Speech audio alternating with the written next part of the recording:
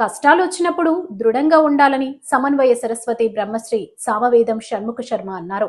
స్థానిక టీ నగర్ హిందూ సమాజంలో Rishipeetham charitable trust ఆధ్వర్యంలో జరుగుతున్న మహాభారత ప్రవచన యజ్ఞం 22వ రోజుకి చేరుకుంది. సామవేదం షణ్ముఖ శర్మ ప్రవచనం కొనసాగిస్తూ వనవాసం చేస్తున్న పాండవుల దగ్గరకు బృహద్దర్షుడు అనే ముని వచ్చినప్పుడు ధర్మరాజు తన కష్టాలను చెబుతూ ఇలాంటి కష్టాలు అనుభవించిన వారు ఎవరైనా ఉన్నారా అని అడుగుతాడని తెలిపారు.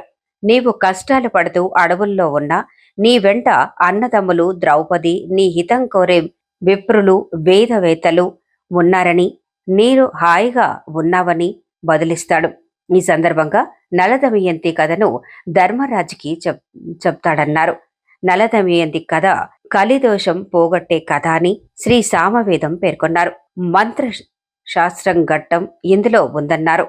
ఇందులో మంత్ర శాస్త్ర యజ్ఞ రహస్యాలుంటాయని అన్నారు. ఈ కథ వినడమే కాకుండా పారాయణం చేస్తే విశేషంగా ఉంటుందన్నారు. కారణం ఏంటో చెప్పాడు.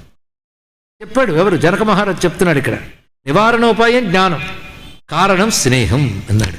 స్నేహం అంటే విషయముల పట్ల ఆసక్తి. స్నేహం అంటే జిడ్డు అంటుకోవడం అండి. ఇక్కడ విషయాలతో అంటుకోవడం అనే స్నేహమే మానసిక దుఃఖాలన్నిటికీ కారణం. ఆలోచించుకోండి, ఇంటికి వెళ్ళినా తెలుస్తుంది అది.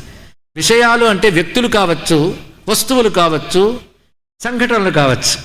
వాటి పట్ల ఉన్నటువంటి స్నేహం చేతనే శోకం, సుఖం, భయం, ఆయాసం ఇవన్నీ కలుగుతాయి. స్నేహం అంత ప్రమాదం. ఈ స్నేహం ఏం చేస్తుందంటే ఆశని పెంచుతుంది. తృష్ణ, ఇది రెండవ ప్రమాదం. కానీ స్నేహం, తృష్ణ ఈ రెండూ చాలా ప్రమాదమైనవి సుమా అని చెప్తూ, అందుకు తస్మా స్నేహం నలిప్సేత, దేనితో అంటుకోకూడదు. అంటుకోవడం వల్లే నా రాజ్యం అని అంటుకోవడం వల్ల అయ్యో పోయిందే అని బాధ కలుగుతుంది. కానీ విషయాసక్తే దుఃఖానికి మూలం, జ్ఞానమే దానికి విరుగుడు. ఒకే వాక్యం అండి. కానీ భగవద్గీతలోనే వేదాంతం లేదు, మొత్తం భారతమంతా. అందుకే భారతం వేదాంత జ్ఞానంలోకి పర్యవసింపజేయడానికే వచ్చినది. ఇది తెలుసుకోదాని పరమ లక్ష్యం అది. ఇక్కడ భారతం బాగా చదివితే ధార్మికమైన ప్రవర్తన తెలుసుకోవడమే కాదు, అడుగడుగున అభ్యాస వైరాగ్యములు వృద్ధి చెందడం కోసం. ఇది గమనించితే తెలుసుకోవాల్సింది. దానిలో నిష్ఠుడు ఉన్నాడు కనుకనే అంతరాజ్యం పోయినా నిలబడగలిగాడు. దుఃఖిస్తున్న దేనికి? బహుశా రాజ్యం పోయిందని కానీ దుఃఖిస్తున్నాడేమో అనుకుంటున్నాడు ఈ శౌనకుడు. అందుకు ఉదాహరణలన్నీ చెప్తున్నాడు.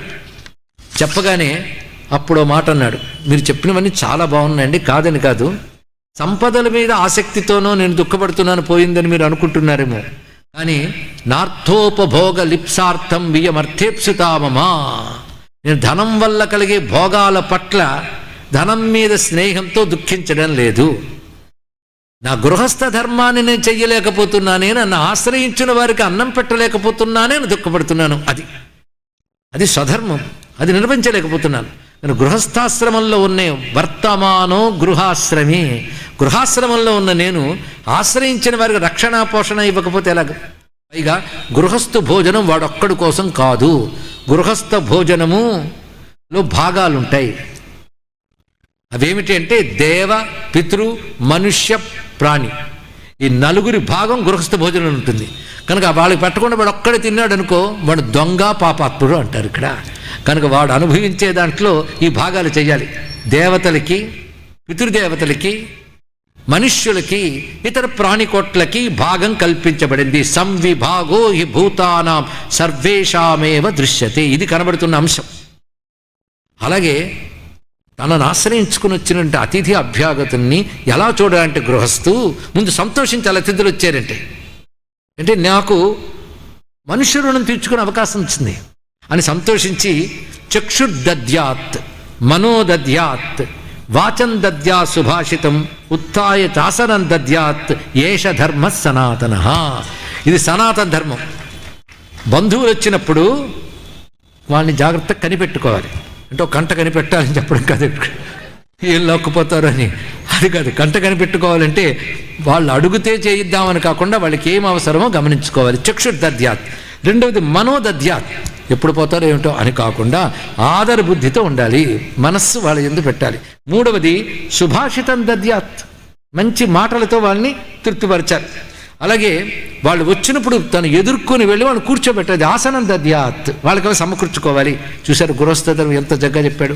ఒకటే మాట గృహస్థైన వాడు తన కోసం తాను వండుకు తినకూడదు, తింటే పాపం తిన్నట్టే.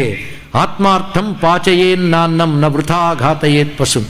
తన కోసం తాను వండుకోకూడదు, అనవసరంగా జంతువుల్ని హింసించకూడదు. ఈ రెండు గృహస్థ ధర్మంలో ముఖ్యమైనవి. ఇది తెలుసుకోవాలి ఇక్కడ.